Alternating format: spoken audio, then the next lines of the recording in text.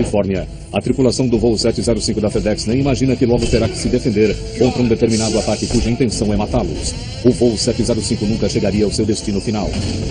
Nós tentamos decolar. Os investigadores descobrirão um plano meticuloso e um motivo desesperado.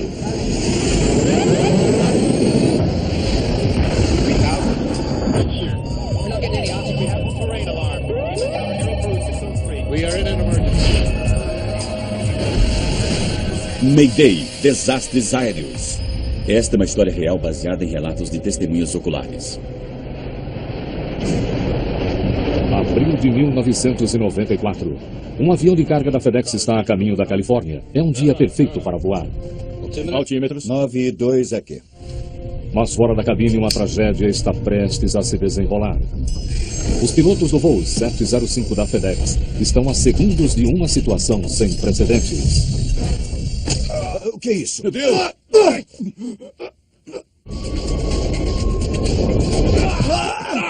Parem!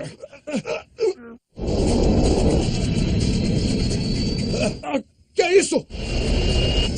Centro, emergência. Mas me diga, ele tentou decolar? Precisamos de ambulância e uma intervenção armada.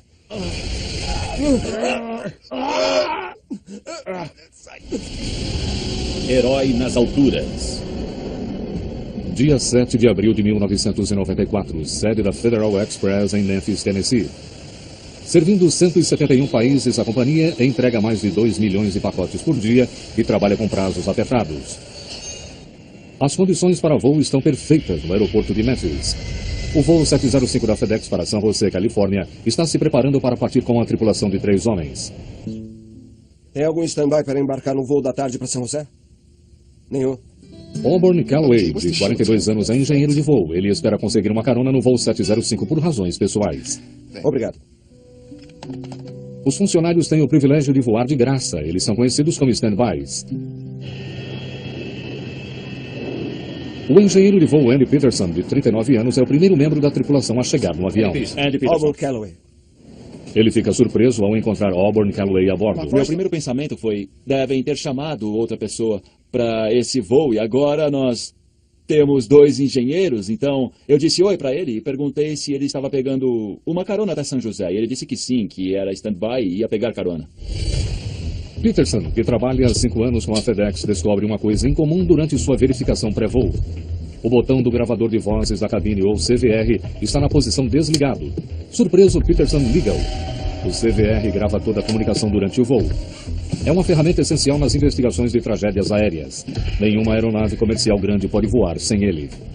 O interruptor de circuito do gravador de vozes da cabine estava levantado, o que significa que estava desligado. E eu nunca tinha visto aquela situação antes e pensei que estranho.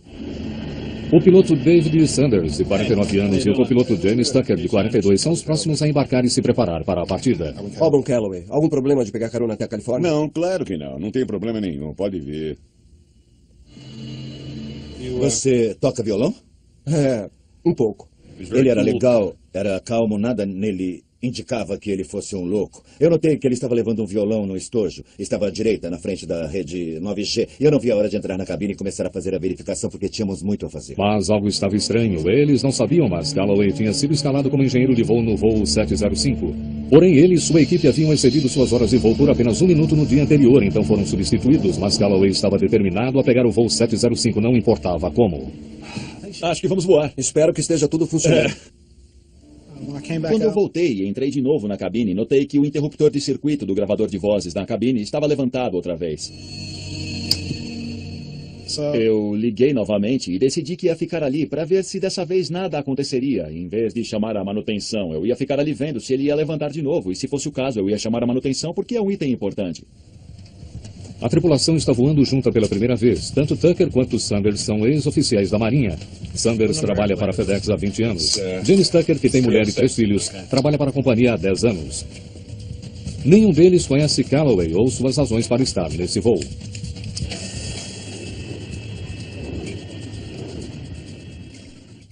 FedEx 705 tem permissão para decolar. FedEx 705 prontos para decolar.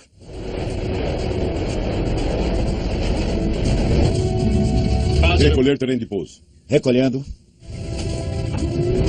O voo 705 da FedEx está no ar em direção ao oeste. O tempo na Califórnia está claro e se tudo sair como planejado, eles estarão de volta em 10 horas. Mas na área de cargas, Auburn Calloway está traçando um plano diferente. Um plano que ele vinha moldando e remoldando há dias. Como brilhante jogador de xadrez que é, Calloway tinha pensado em todos os seus movimentos. Ter sido substituído por outra tripulação no voo desse dia foi um golpe inesperado, mas nada que ele não pudesse aguentar.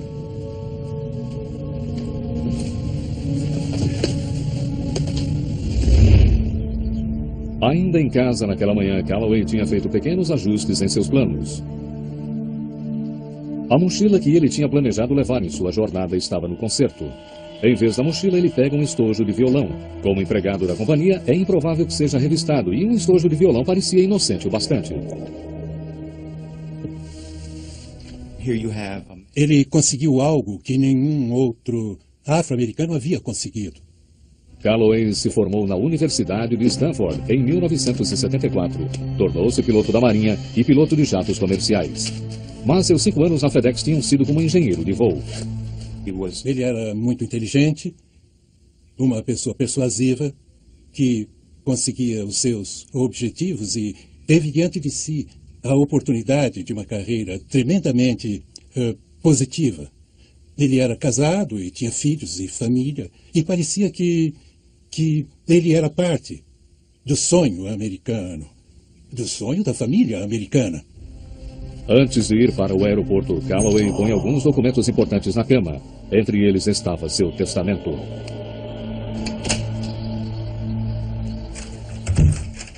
Voltaremos a seguir com Desastres Aéreos, no Nat Geo.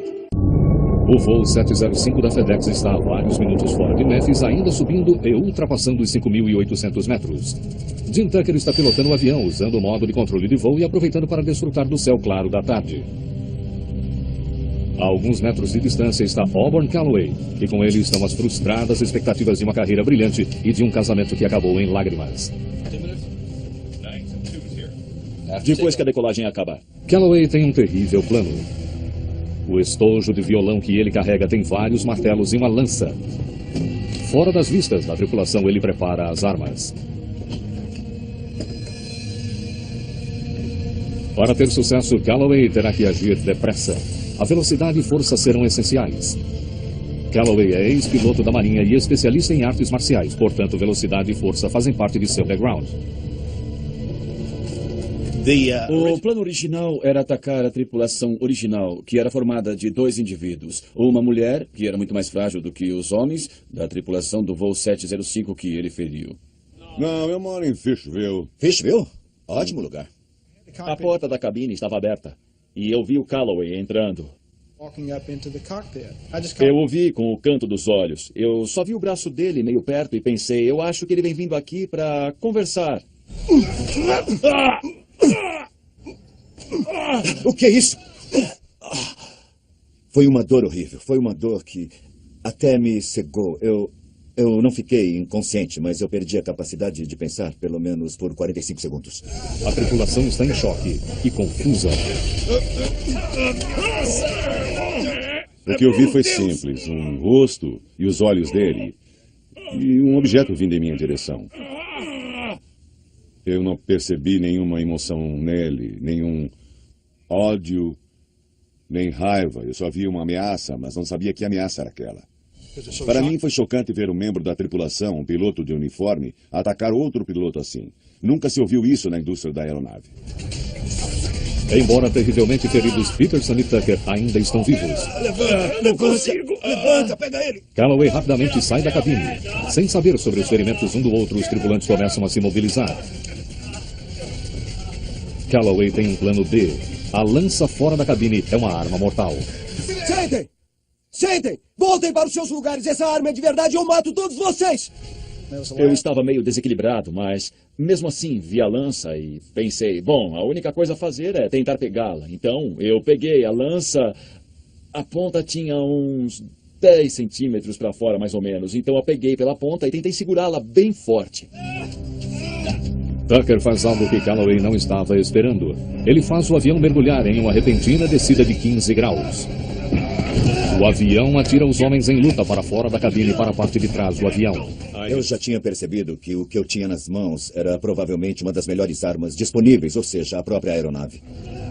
Tucker não tinha sido apenas piloto da Marinha, mas também um instrutor de aviões de combate A4. Sua experiência como piloto de caça em poucos minutos se provaria valiosa. Eu estava olhando para a situação como se fosse uma situação de manobra de combate no ar. Pega ele!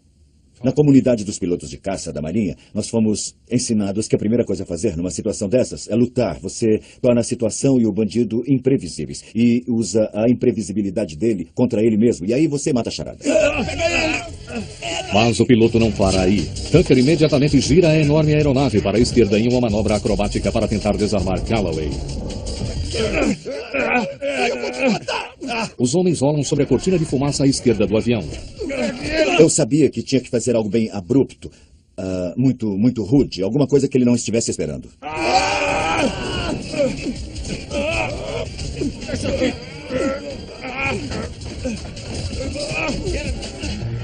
Tucker não sabe se girar o avião ajudará Sanders e Peterson enquanto eles tentam dominar Calloway. Os homens continuam à esquerda do avião. A tripulação está perdendo sangue e força rapidamente.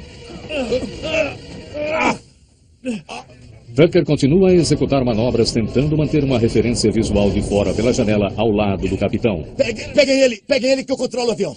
Fiz o avião rolar e ir completamente no sentido vertical, mas nesse ponto em particular, se eu continuasse girando o avião, eu realmente não poderia ver o que estava fazendo. A cabine de um avião não é um telhado de vidro onde você tem visão total, ele tem janelas grandes, mas quando você executa essas manobras, na verdade, você não consegue ver muito o que está fazendo. Então eu virei o avião cerca de 140 graus até o ponto onde eu ainda podia ver a lateral, à medida que o nariz do avião começava a aparecer. Tucker leva o DC-10 de 250 mil quilos a um ângulo de 140 graus, deixando quase de ponta cabeça. Aeronaves comerciais nunca devem girar mais de 60 graus. Os homens continuam sua luta no teto da aeronave. Calloway alcança o martelo e atinge Sanders na cabeça. Tucker decide colocar o avião em um mergulho íngreme, uma atitude arriscada, mas inteligente.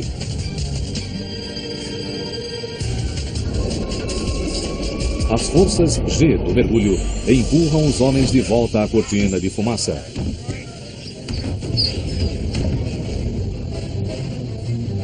O avião está viajando a uma velocidade muito perigosa. Tucker está fazendo exigências para as quais a aeronave não fora projetada. DC-10 nunca deveriam estar voando a mais de 695 km por hora. Tucker está a mais de 800. Nenhum DC-10 na história viajou tão rápido e sobreviveu.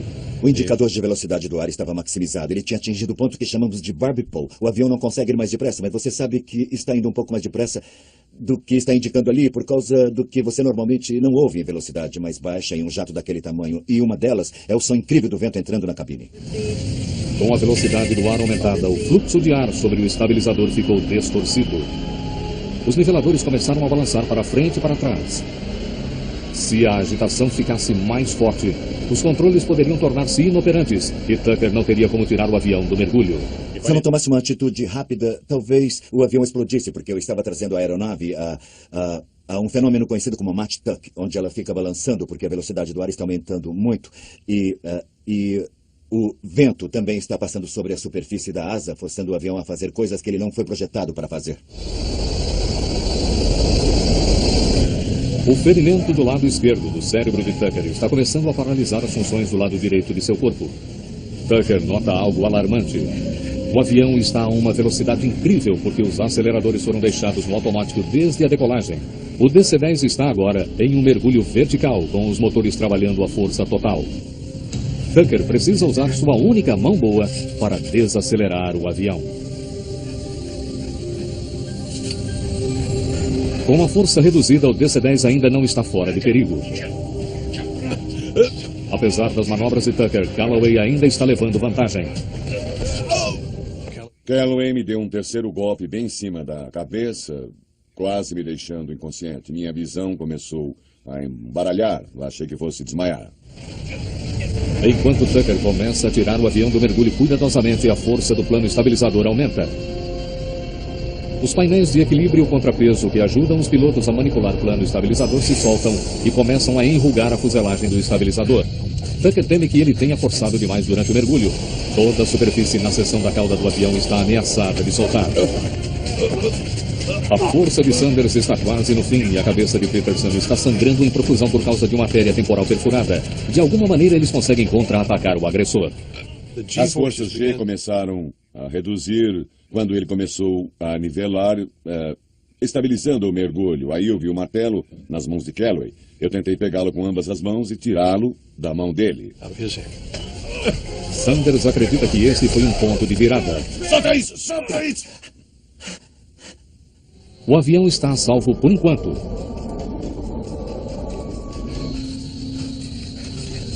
Cerca de 1 minuto depois do começo do ataque, Tucker finalmente tem uma chance de mandar um rádio para Memphis. Centro, emergência. O controlador de tráfego aéreo, Kent Flashman, e seu funcionário recebem o pedido de emergência de Tucker. Aeronave em emergência, repita. Centro, emergência. Aeronave em emergência, repita. Centro, escutem. Express 705, eu fui ferido. Fomos atacados. Alguém tentou controlar o avião. Me deem um vetor, por favor. Estamos voltando para Memphis. Depressa. Express 705, voa em direção a 095, direto para Memphis. 095, direto para Memphis. Chame uma ambulância e alerta total no aeroporto. Memphis, ainda estão me ouvindo? Afirmativo, 705, desçam e mantenham-se a 10.000. Flashman toma as providências no caso de o sequestrador ter uma arma. Se ele conseguir fazer o avião descer a 3.000 metros, um buraco de bala na fuselagem não causará uma descompressão explosiva. Tucker ouve a briga aumentar fora da cabine. Mais uma vez, ele usa sua única arma, o avião. A manobra atira os homens na lateral do avião. Solta a lança! Continuem conversando comigo. Ok? Express 705, afirmativo. Se precisarem de alguma ambulância, avisem que providenciaremos. Certo. Vamos precisar de uma ambulância. E precisamos de intervenção armada também. Avise a SWAT que ele está pedindo intervenção armada. Flashman reconhece o termo intervenção armada como o pedido mais sério que um piloto pode fazer. Isso significa que eles querem oficiais armados para abordar o avião na aterrissagem. A aproximação de Memphis tem que ser alertada. Temos uma emergência, Express 750. Houve tentativa de sequestro no avião. Tentativa de sequestro? Certo. Contatem o radar. Ponham ele em 119.1. Paul Candolino, um controlador veterano de 44 anos, agora localiza o voo 705 em sua tela de radar. Mas algo está errado. O avião está se afastando do aeroporto. Parece que o sequestrador tomou o avião. A tripulação do voo 705 da FedEx foi atacada por um colega e declarou emergência. O controle de tráfego aéreo observa sem poder ajudar enquanto o avião se afasta do aeroporto. O copiloto James Tucker está levando o DC-10, sua melhor arma, ao limite.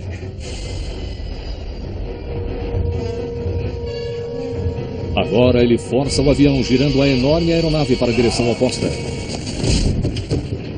Tucker, com sua experiência militar, reverte o giro, mantendo suas manobras imprevisíveis. Eu estava sozinho na cabine. A luta ainda estava sendo travada lá atrás e eu não sabia quem estava ganhando nem quem estava perdendo. Foi realmente a única vez em que eu tive tempo para ficar com medo. Eu me lembro que foi uma situação horrível. Pensar que talvez Auburn estivesse ganhando.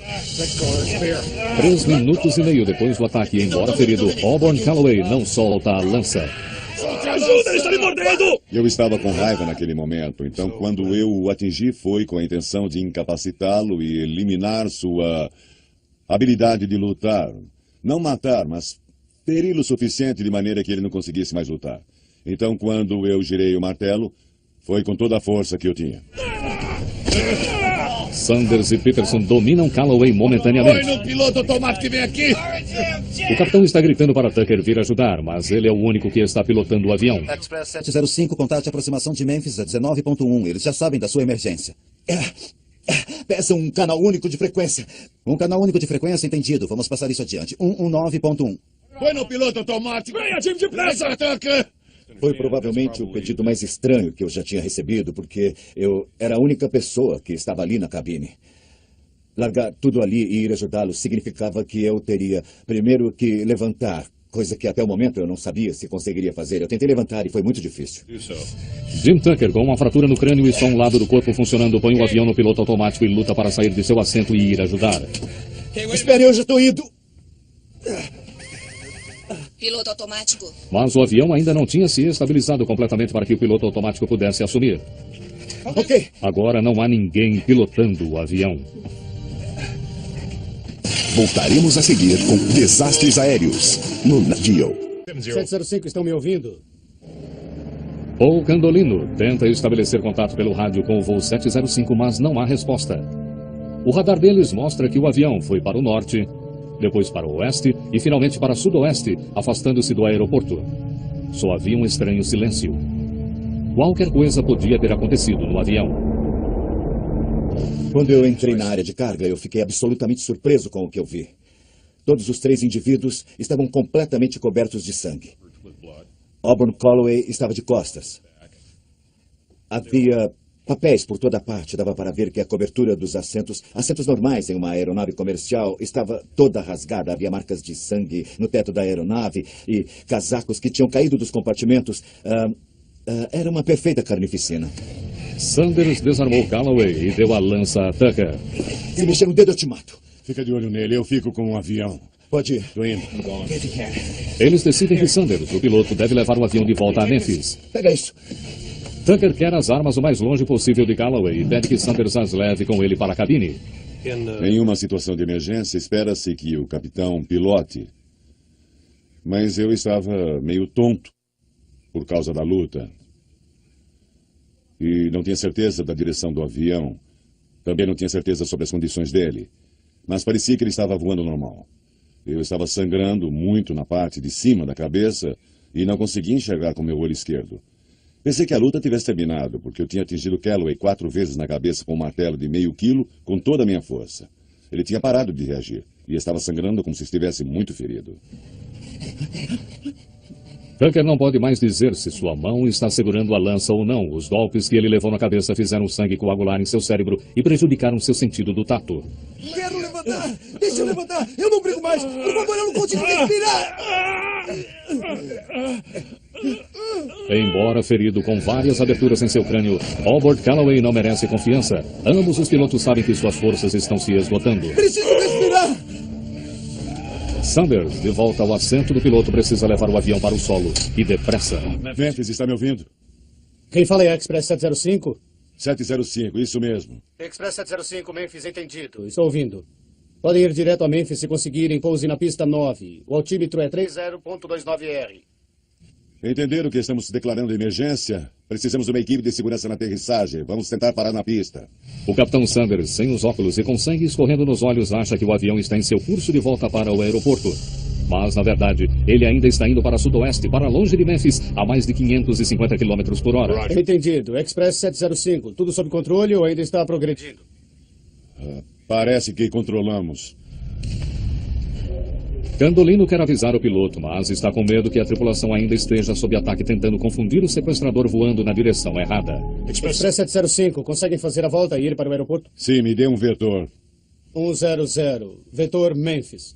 Sanders assume o avião e estabelece o curso de volta ao aeroporto.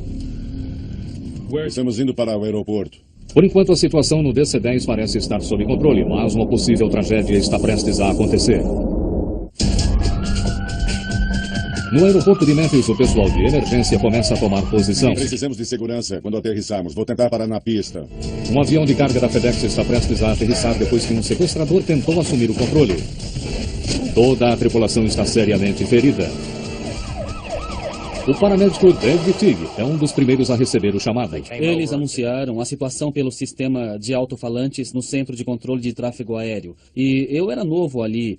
E então eu não consegui entender muito bem. Mas entendi as palavras sequestrador e mais alguma coisa. E fui avisado que havia um sequestrador a bordo do avião. E depois fomos até a pista, a bordo do avião. E depois fomos até a pista onde o avião deveria pousar. O avião está indo em direção à segurança do aeroporto de Memphis. Mas estar por si só também é outra possibilidade assustadora. A aeronave está com mais de 18 toneladas acima do peso recomendado para a aterrissagem, com mais de 38 mil quilos de combustível ainda em seus tanques. Em muitas situações de pousos de emergência, há tempo e oportunidade de se jogar fora o excesso de combustível. Mas Sanders sabe que os niveladores estão longe demais para serem acessados em segurança. O piloto precisa levantar e ir até onde fica o engenheiro, onde estão os botões que liberam o combustível, e virar os botões na posição de soltar combustível. Então, é praticamente impossível o piloto soltar o combustível enquanto está tentando pilotar o avião. Fora da cabine, Auburn Calloway ainda não desistiu da luta. Ele se arrasta com Tucker e Peterson em cima dele. Ele espera conseguir força suficiente para ficar de pé outra vez e assim recobrar a vantagem. Ele estava usando os polegares para tentar arrancar os meus olhos. Estava fazendo o possível para me separar de Andy. Juntos poderíamos levar vantagem sobre ele, mas sozinho ficava muito difícil. Então, era certamente uma luta contra o relógio, porque ele estava ficando mais forte e nós mais fracos. Eu sabia que se ele voltasse à cabine, estaríamos perdidos. E sabia que tínhamos que mantê-lo de alguma maneira fora da cabine. Estávamos nos aproximando dos 2.100 metros e a briga tinha começado outra vez e era tão violenta e o som era tão alto que era como se eu estivesse lá do lado deles. Ficou tão alto e violento que, nos aproximando de 2.100 metros, eu decidi que ia nivelar o avião, ligar o piloto automático, sair da cabine e matar Calloway. A situação era tão séria que faria isso. O DC-10 está a menos de 40 quilômetros do aeroporto de Memphis. Ele está sob controle? Eu não sei. O som da luta preocupa Sanders. Ele decide que aquilo tem que terminar. Eu soltei meu cinto de segurança, saí do meu assento e fui para a parte de trás do avião. O Jim Tucker me disse, David, acho que ele está sob controle agora. E eu perguntei, tem certeza? Tenho sim. Eu acho que ele está sob controle. Eu voltei para a cabine, sentei do lado esquerdo do avião e continuei a descida para o aeroporto. Express 705, verifiquem se a situação ainda está sob controle. Sim, está tudo bem, mais ou menos controlada.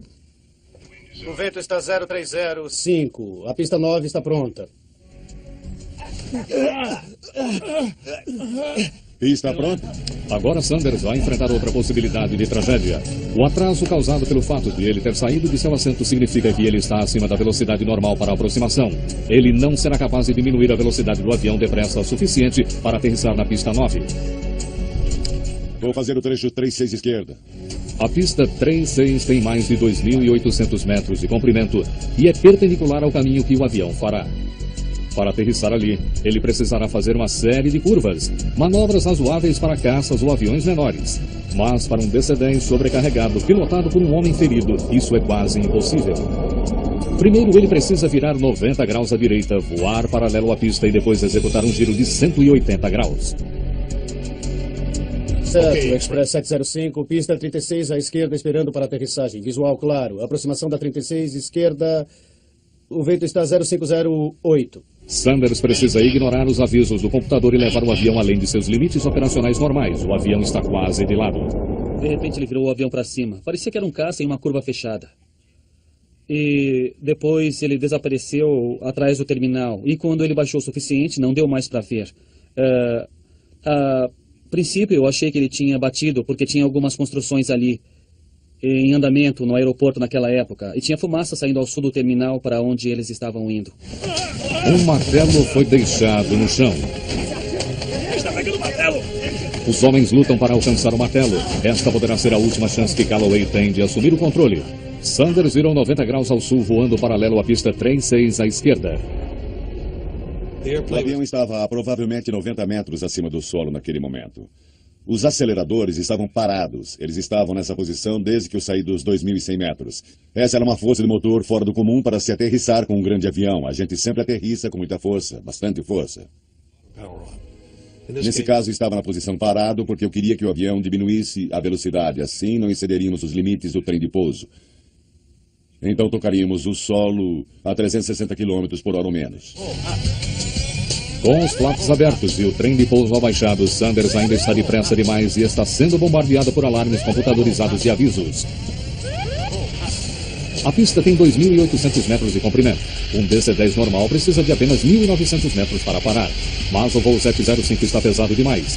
Mesmo essa pista poderá não ser longa o suficiente. Peterson consegue pela primeira vez pegar o martelo, mas ele está extremamente fraco devido à perda de sangue. Tenta acertar ele, Ed! Tenta acertar ele! Eu estava quase implorando para ele fazer aquilo, sabe? Para acertar o cara. Ele poderia nos atingir também. Acho que dei uma olhada fixa para ele, do tipo... Do que você está falando? E ele olhou para mim como um pai olha para o filho, dizendo... Você tem que fazer isso. Bata nele.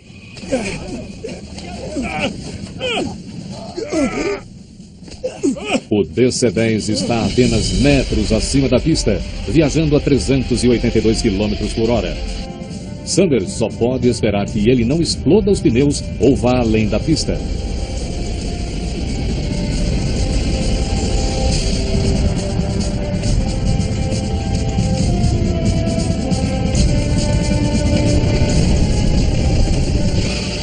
Por sorte, todos os 10 pneus suportaram o impacto da aterrissagem. O capitão David Sanders aterrissou o avião com apenas 300 metros de pista. A tripulação do voo 705 está em segurança no solo, mas ainda não está fora de perigo.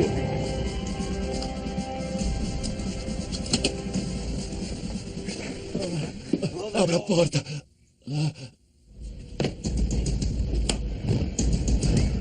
O escorregador estava coberto com um tipo de talco, então ele não gruda quando precisa ser aberto. Isso fez com que as pessoas deslizassem ao subir. A polícia e os bombeiros tentaram subir pelo escorregador. Um dos bombeiros quase conseguiu subir. E eu abri a porta do avião e puxei ele a bordo. Quem é o agressor? O atacante é ele. Tinha sangue em toda parte. Por todo o teto, nos assentos, na pequena área, estava tudo coberto de sangue. Você tem algemas? Não. Então é melhor pegar uma, porque esse filho da mãe é perigoso. Eu preciso de algemas. Você pode me dar uma? Tig recebe um par de algemas.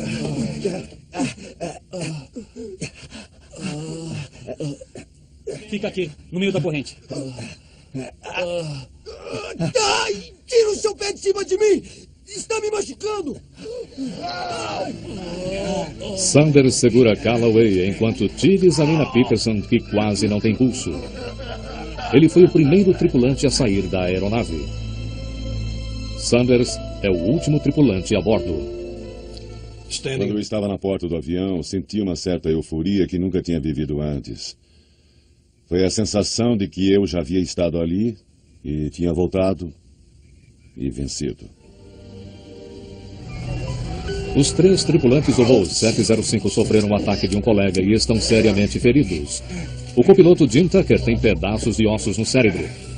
A vida do engenheiro de voo Andy Peterson está em jogo devido à grande perda de sangue. Os dois estão em condições críticas. Os homens feridos são levados às pressas ao centro médico de Memphis. O piloto Dave Sanders divide uma ambulância com Tucker. Apenas durante o percurso até o hospital ele percebe a extensão e a seriedade dos ferimentos de seu copiloto. Tucker é levado de maca. Ele não consegue andar.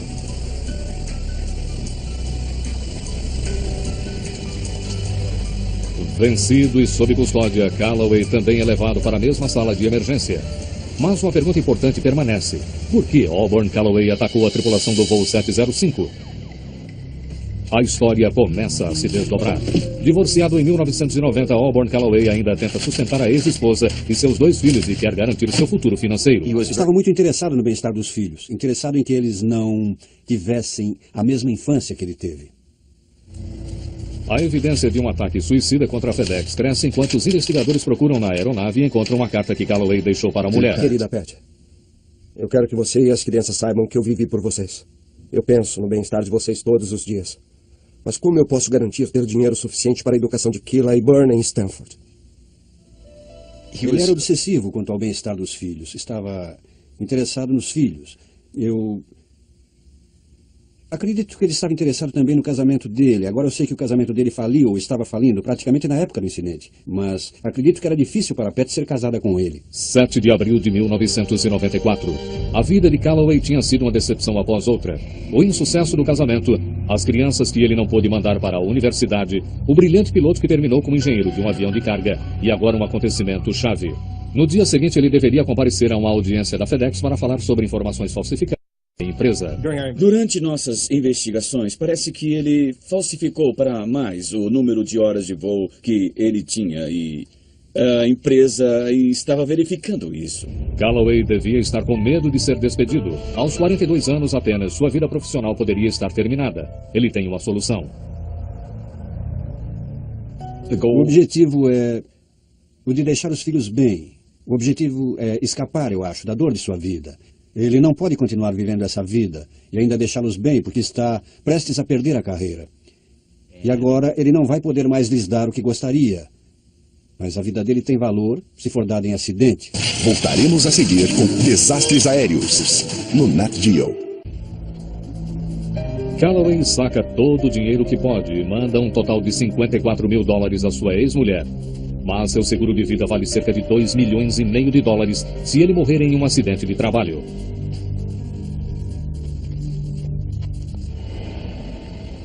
Eu preferiria morrer em uma data, local e por um método de minha própria escolha.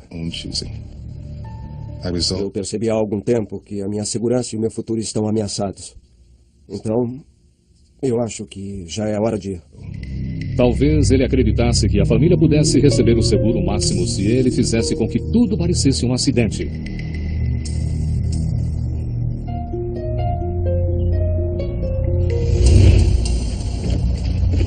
Se era essa a ideia de Calloway, então seu plano era perfeito. Ele estava com as armas geralmente usadas em sequestro de aviões, martelo e uma lança. Depois de ferir a tripulação, ele tomaria o controle do avião. Uma bomba ou uma arma poderiam deixar traços no avião. Mas se os investigadores encontrassem uma lança ou martelos, seria muito difícil ligá-los ao ataque à tripulação. Eu acredito que seria impossível dizer a diferença entre o tipo de ferimento causado por um martelo e o tipo de ferimento que a pessoa teria em um grande acidente de avião. Auburn passou a semana imaginando isso, se preparando para morrer e deixar suas coisas em ordem. Calloway foi até a um advogado para mudar seu testamento antes de embarcar no voo da FedEx. Ele deixou um testamento na cama, de modo que fosse facilmente encontrado. Para qualquer acidente parecer um acidente, há um obstáculo-chave. O gravador de vozes da cabine do avião. Desligando-se esse gravador, não haveria prova nenhuma. Acho que podemos voar. Espero que tudo esteja funcionando. Se durante sua inspeção pré-voo, Peterson descobrisse o botão desligado, isso seria um contratempo. Mas Calloway sabia que ele teria que pilotar o avião apenas por meia hora, o tempo de duração da fita. Depois de 30 minutos, qualquer gravação incriminadora desapareceria para sempre. Eu acho que ele ia fazer uma coisa horrível. Algo parecido com o que vimos no 11 de setembro. Se Calloway tivesse sido capaz de controlar o avião, ele poderia ter jogado DC-10 com mais de 38 mil quilos de combustível a bordo em qualquer lugar, inclusive na sede da FedEx, matando seu empregador e um grande número de funcionários no solo. Seria a vingança máxima por ter sido injustiçado pela companhia. O voo 705 da FedEx durou 30 minutos, mas o impacto que ele causou durou anos. Embora Auburn Calloway tenha alegado insanidade temporária, em seu julgamento o júri não acreditou nele e o julgou culpado. No dia 11 de agosto de 1995, ele foi sentenciado à prisão perpétua em uma penitenciária federal. Ele não poderá apelar. Os pilotos desse voo são verdadeiros heróis. Foi incrível como eles foram capazes de fazer o que fizeram, dados os ferimentos que tinham. Quando alguém é atingido com um martelo no crânio, pode haver uma irradiação e as rachaduras podem se alastrar no crânio, e se elas forem muito grandes, poderão causar rupturas nos ossos, no local onde o martelo atingiu o crânio. Essa aqui é uma réplica do meu crânio. O desenho foi feito por um aparelho de tomografia para dar a forma real do meu crânio e também a forma do defeito com o qual estávamos lidando aqui. Esta é a área onde eu fui atingido, no parietal esquerdo. Durante 1 ano e meio, eu fiquei com esse problema. Eu levei 2 anos e meio para me recuperar completamente, porque eu tive que aprender a andar, mascar chiclete e fiz 3 operações muito sérias. Eu fiz mais 2 operações nele depois da primeira e eu acompanhei durante sua reabilitação. Eles têm um tipo de material que se encaixa exatamente na parte do meu crânio. A parte que sofreu os danos, e é claro, ela é da grossura do crânio. É um tipo de acrílico chamado STD, ou substituição dura de tecido. No dia 26 de maio de 1994, a tripulação do voo 705 da FedEx foi condecorada pela Associação dos Pilotos com uma medalha de ouro por heroísmo, a mais alta honra que um piloto civil pode receber. Contudo, por causa da seriedade dos ferimentos, nenhum deles pôde voltar a pilotar novamente. Eu sempre pensei, eu vou lutar, eu vou superar isso. Mas então eles descobriram que eu tinha um leve problema de ataques. Eu não tenho mais esses ataques, mas é porque eu tomo medicamentos. E agora a única maneira de eu voar sem ter ninguém comigo seria sem medicamentos. E foi decretado que eu nunca mais poderei fazer isso, porque tenho que tomar medicamentos por toda a minha vida. Eu sinto saudade de voar. Toda vez que eu vejo um avião, eu fico imaginando para onde está indo. E sinto muita falta disso. Mas eu dou graças a Deus de ainda estar vivo e poder estar com a minha família. Sinto falta dos laços que você tem com os outros pilotos, tudo que a gente faz juntos. Eu sinto muita falta disso. Muita falta mesmo.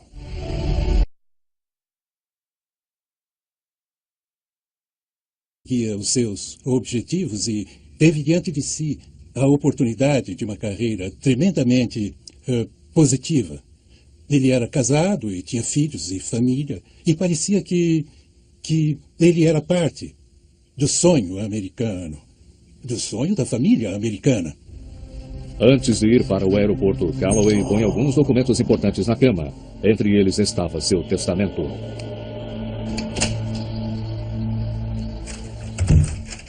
Voltaremos a seguir com Desastres Aéreos, no Nat Geo. O voo 705 da FedEx está a vários minutos fora de Memphis, ainda subindo e ultrapassando os 5.800 metros. Jim Tucker está pilotando o avião, usando o modo de controle de voo e aproveitando para desfrutar do céu claro da tarde. A alguns metros de distância está Auburn Calloway, e com ele estão as frustradas expectativas de uma carreira brilhante e de um casamento que acabou em lágrimas. Depois que a decolagem acabar. Calloway tem um terrível plano. O estojo de violão que ele carrega tem vários martelos e uma lança. Fora das vistas da tripulação, ele prepara as armas. Para ter sucesso, Calloway terá que agir depressa. A velocidade e força serão essenciais. Calloway é ex-piloto da Marinha e especialista em artes marciais, portanto, velocidade e força fazem parte de seu background. O plano original era atacar a tripulação original, que era formada de 2 indivíduos, uma mulher, 10. Dia 7 de abril de 1994, sede da Federal Express em Memphis, Tennessee. Servindo 171 países, a companhia entrega mais de 2 milhões de pacotes por dia e trabalha com prazos apertados. As condições para voo estão perfeitas no aeroporto de Memphis. O voo 705 da FedEx para San José, Califórnia, está se preparando para partir com a tripulação de 3 homens.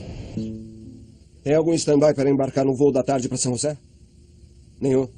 Auburn Calloway, de 42 anos, é engenheiro de voo. Ele espera conseguir uma carona no voo 705 por razões pessoais. Obrigado.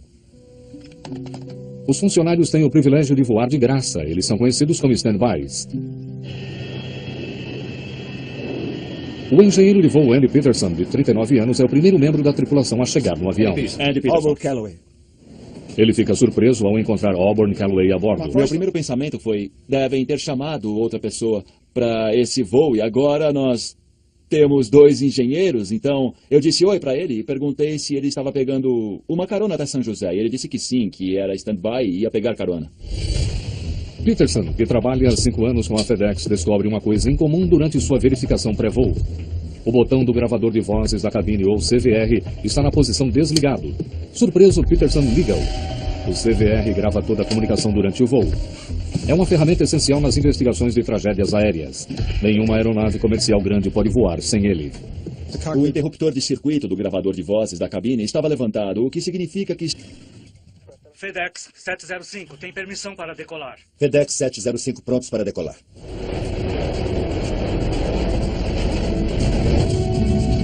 Recolher trem de pouso. Recolhendo. O voo 705 da FedEx está no ar em direção ao oeste. O tempo na Califórnia está claro e se tudo sair como planejado, eles estarão de volta em 10 horas.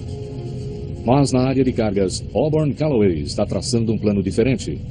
Um plano que ele vinha moldando e remoldando há dias.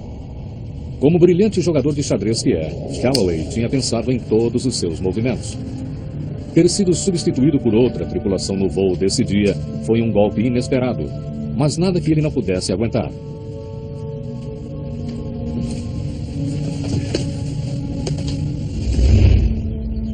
Ainda em casa naquela manhã, Calloway tinha feito pequenos ajustes em seus planos.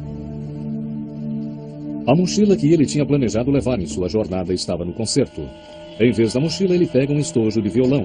Como empregado da companhia, é improvável que seja revistado, e um estojo de violão parecia inocente o bastante. Ele conseguiu algo que nenhum outro afro-americano havia conseguido. Calloway se formou na Universidade de Stanford em 1974. Tornou-se piloto da Marinha e piloto de jatos comerciais. Mas seus 5 anos na FedEx tinham sido como engenheiro de voo. Ele era muito inteligente, uma pessoa persuasiva, que Estava desligado e eu nunca tinha visto aquela situação antes e pensei que estranho. O piloto David Sanders, de 49 anos, e o copiloto James Tucker, de 42, são os próximos a embarcar e se preparar para a partida. Alban Calloway, algum problema de pegar carona até a Califórnia? Não, claro que não. Não tem problema nenhum. Pode vir. Você toca violão? Um pouco. Ele era legal, era calmo, nada nele indicava que ele fosse um louco. Eu notei que ele estava levando um violão no estojo. Estava à direita, na frente da rede 9G. E eu não vi a hora de entrar na cabine e começar a fazer a verificação, porque tínhamos muito a fazer. Mas algo estava estranho. Eles não sabiam, mas Calloway tinha sido escalado como engenheiro de voo no voo 705. Porém, ele e sua equipe haviam excedido suas horas de voo por apenas 1 minuto no dia anterior, então foram substituídos. Mas Calloway estava determinado a pegar o voo 705, não importava como. Acho que vamos voar. Espero que esteja tudo funcionando. Quando eu voltei e entrei de novo na cabine, notei que o interruptor de circuito do gravador de vozes na cabine estava levantado outra vez. Eu liguei novamente e decidi que ia ficar ali para ver se dessa vez nada aconteceria. Em vez de chamar a manutenção, eu ia ficar ali vendo se ele ia levantar de novo. E se fosse o caso, eu ia chamar a manutenção porque é um item importante. A tripulação está voando junta pela primeira vez. Tanto Tucker quanto Sanders são ex-oficiais da Marinha. Sanders trabalha para a FedEx há 20 anos. James Tucker, que tem mulher e 3 filhos, trabalha para a companhia há 10 anos. Nenhum deles conhece Calloway ou suas razões para estar nesse voo.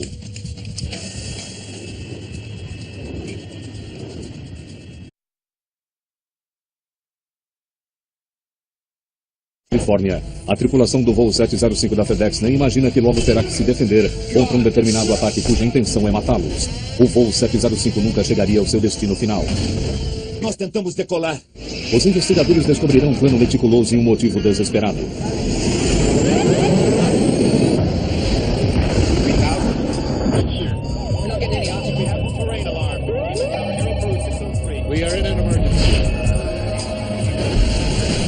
Mayday, desastres aéreos. Esta é uma história real baseada em relatos de testemunhas oculares. Abril de 1994. Um avião de carga da FedEx está a caminho da Califórnia. É um dia perfeito para voar. Altímetros. 9-2 aqui. Mas fora da cabine, uma tragédia está prestes a se desenrolar. Os pilotos do voo 705 da FedEx estão a segundos de uma situação sem precedentes. O que é isso? Meu Deus!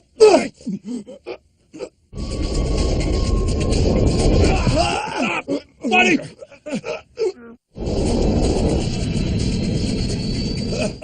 Que é isso? Centro, emergência. Mas me diga, ele tentou decolar?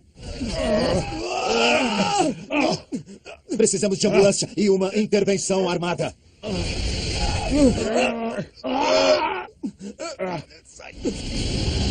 Herói nas alturas.